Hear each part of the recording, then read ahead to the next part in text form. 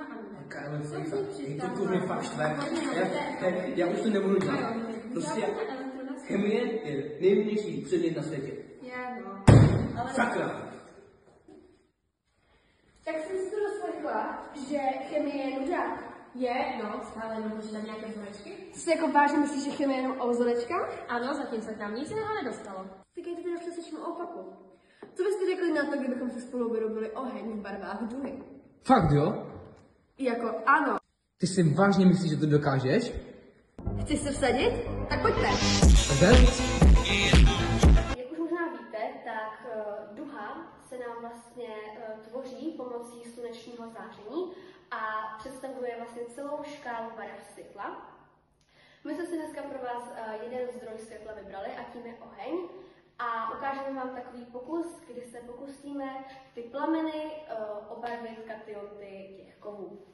Takže pojďte vy dva. A takže, když řekla, co dneska budeme potřebovat? Na dnešní pokus budeme potřebovat kahan, potom platinový drátek, kyselinu chlorovodíkovou a srky. A roztoky z prvky litia, mědi a tak dále. Nejprve si musíme kahan zapálit.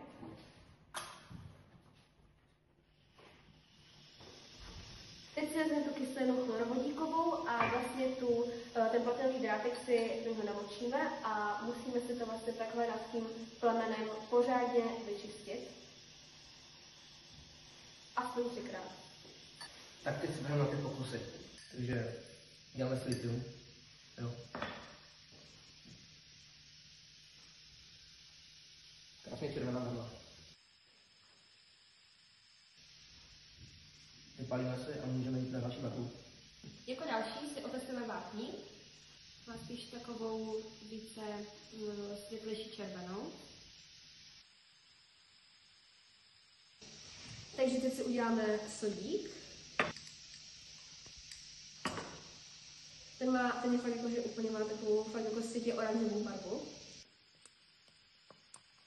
A jako závěrečný poklad na konci duhy vám ukážeme mě, která se nám nejvíce líbila, protože měla nejzajímavější barvu.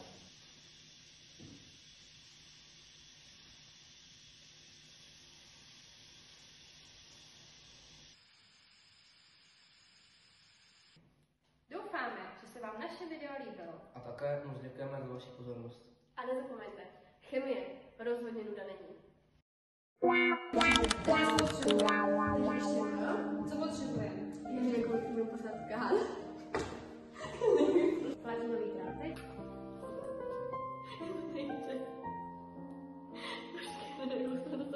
Kahan.